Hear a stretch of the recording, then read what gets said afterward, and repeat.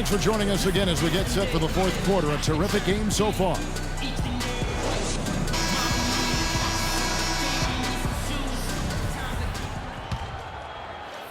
So it's the Clippers now, trailing by 5. Inside, it's Griffin and Jordan. Chris Paul is out there with Anthony Morrow, and it's Stevenson in at the 3 spot. So that's the lineup on the floor for the Clippers. From deep, Morrow, the shot no good. And Milwaukee the other way now. Carter Williams with it. Antetokounmpo passes to Mayo. And it's off from three-point range. And now the fast break. Stevenson with the ball. Morrow dishes to Jordan. A shot by Paul. Nobody around. Nice open look, but it's no good. Here's Mayo. Pulled the shot a little left, but the bounce goes his way. Mayo's got the lead up to 7 now for the Bucks. 60 seconds off the clock here in the fourth. Over to the left wing. The 3 from Morrow. Milwaukee with the rebound. Hanson's got 5 rebounds tonight. Now Carter Williams. Lets it go from 11. It's hauled in by Los Angeles. Yeah, good tough D there to get a hand up and force that miss. That's example number 1 of why he is such a strong defensive player and why he has such a great defensive reputation. And the Clippers making a change here. Hezonja's checked in. Monroe's checked in for Milwaukee. Paul against Carter Williams. And Middleton kicks to Monroe. And he was fouled in the act of shooting. Chance here now for a 3-point play. Yeah, how about that one? Able to maintain control and finish the play. Yeah, we call that playing through the whistle. You know, he didn't give up on it when he heard the whistle. He kept his focus, his concentration, and he found a way to get the shot up and down. Carter Williams against Paul. Carter Williams, the pass to Monroe. And Jordan sends it back. And he recovers it. Really an extraordinary game for Monroe. He has 9 rebounds and also a block shot. And that one falls for Monroe. The Milwaukee Bucks ended last season 41 up and 41 down. A perfect 500 mark, and they were the epitome, Clark, of average at the end of the season. And as you can see, even during it. Well, they're a young team, but at one point, 17-17. Also had an 11-11 record against the East and 6-6 against the West. Oh, the officials are all over that. Clearly a foul. I mean, didn't give him any choice but to blow the whistle. I mean, you got to play without fouling. And the Bucks were average last season. I mean, they were 17-17. Also 7-7 at home, 10-10 on the road, 5-5 in the games leading up to that. So in every measurable way, they were 500. Paul outside. Fourth quarter of play, and we're about 2.5 minutes through it right now. Jordan dishes to Griffin. They double team Griffin. Here's Jordan. Marvelous lead pass, and he throws it down. Solid on the one-hand throw down there. You know, Clark, when it's a tight ball game like this, he's the guy they want with the ball. Yep. Yeah, and one reason why, I just don't know that I've ever seen him miss a play like that. Now here's Carter Williams. Hanson sets a screen for Carter Williams. 6 on the shot clock. And the shot is good. And that's now 6 points now for Henson. You know, just thinking back to that Milwaukee factoid again, I mean, the odds that we'll ever see something like that happen again are minuscule. I mean, that team was just destined to end up 41-41. And I think Doris Burke has something for us right now. Doris? Guys, over that last break, I listened to Doc Rivers address his team. He told them to stick with what's worked to this point, saying, listen, they're giving us all the space we need inside. Let's take advantage of it. Keep working the ball inside the paint. Stolen by Monroe. Parker outside. Los Angeles call.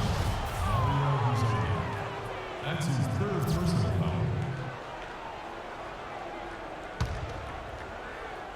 And we're about 3.5 minutes into the fourth quarter.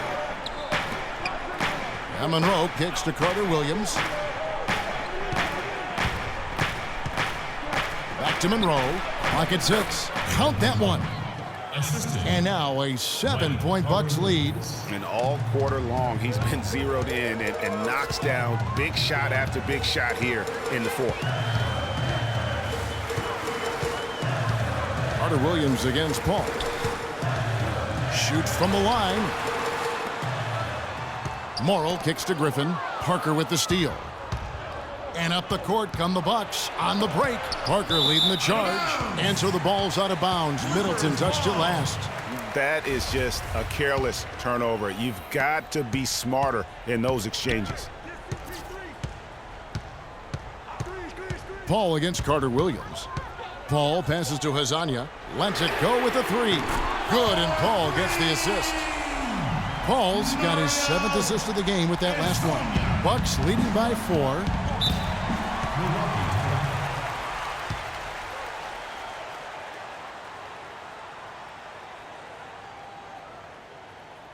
Now a timeout called by Milwaukee.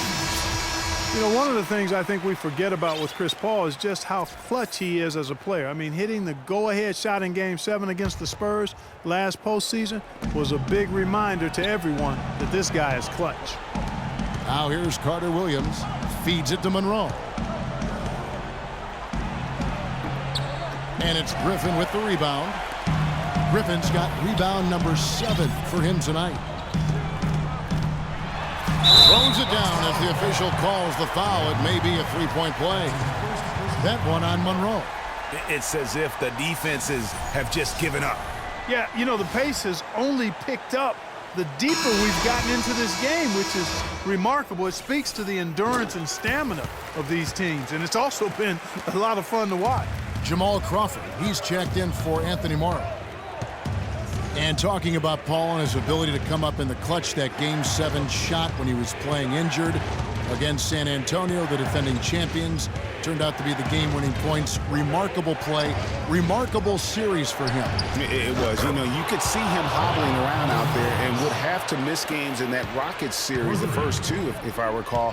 But that series is what Paul is really all about, Kevin. He is a competitor, first and foremost. So it's the Clippers now, following the 3 by Milwaukee. Battles through traffic and lays it in. Unbelievable basket. I mean, giving up a lot of height there, but he was not to be denied. Not when the game's hanging in the balance. That makes it a little different. He was going to get to the rim no matter who was standing in the way on that one. Here's Middleton following the basket by Chris Paul.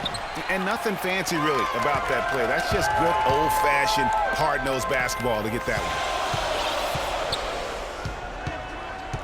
Here's Hezonja, defended by Middleton. Back to Paul.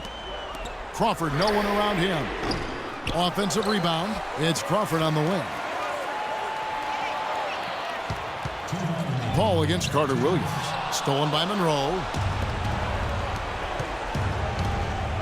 Carter Williams dishes to Henson. Lets it go from 11. The basket good off the assist from Carter Williams. 8 points now for Henson. And now we'll get perspective here on how the hustle game has been going for the Bucks. The activity level defensively, I've really been impressed with. They've been in attack mode on the defensive end. They haven't wasted time getting the ball up the court tonight either, and it's resulted in a lot of fast break points. Went for the two-hander on that slam. That's where the weight room comes into play, Kevin. I think some urgency from him there. I think he's sensing that this is a critical time in the game, fellas. Timeout called the Bucks. They're up by 2. 1:39 left in the fourth quarter. And the Bucks making a change here. Antetokounmpo's checked in.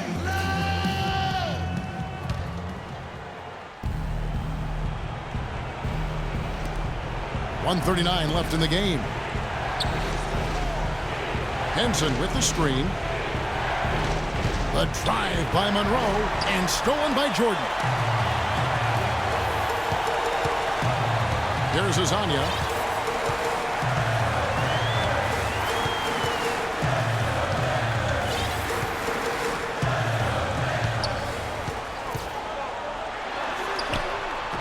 No good. That would have tied it.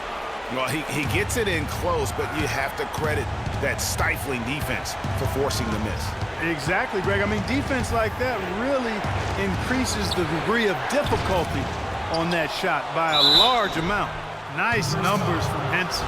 8 rebounds, and he's also got 1 block to add to the mix today. Yeah, and that's just a small part of what we've seen, but it's been a solid contribution defensively.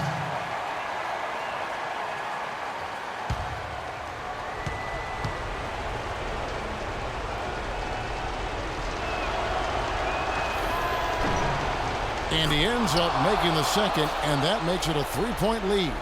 The Clippers have gone 7 of 13 from the field here in the fourth.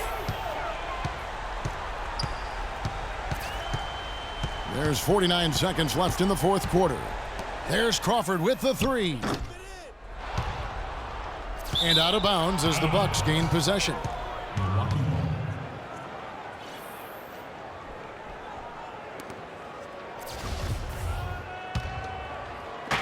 41 seconds left to play here in the fourth. Well, we can probably expect to see him slow it down now. Yeah, you got the lead. Burn some clock here. Smart move. Yep. Boy, he shows a lot of desire when he's fighting for that tough board, and his length doesn't hurt either.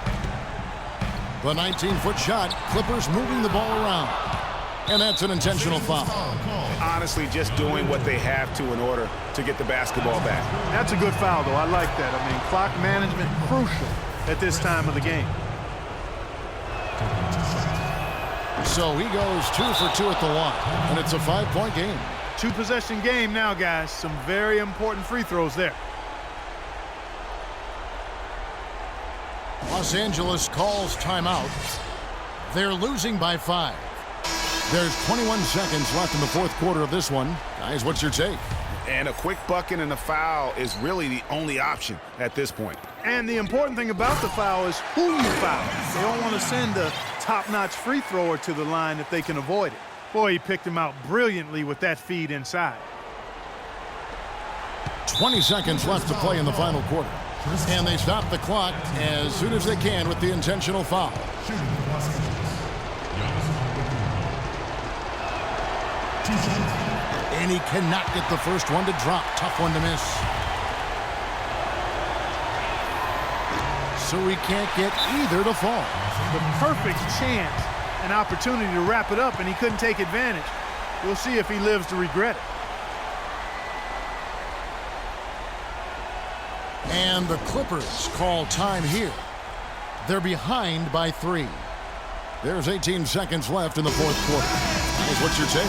And you know what? You've got a couple options here. You can take the 3 to tie it or get the quick 2 and then a foul. And, you know, if it opens up for them inside, the quick 2 would be the way I would lean, Greg, but the foul has to come immediately after that. Paul outside. The pass to Hazanya. To tie it up. Oh, he had a chance there to send it to overtime, but they come up empty-handed. And so it's the Bucks who come out on top here.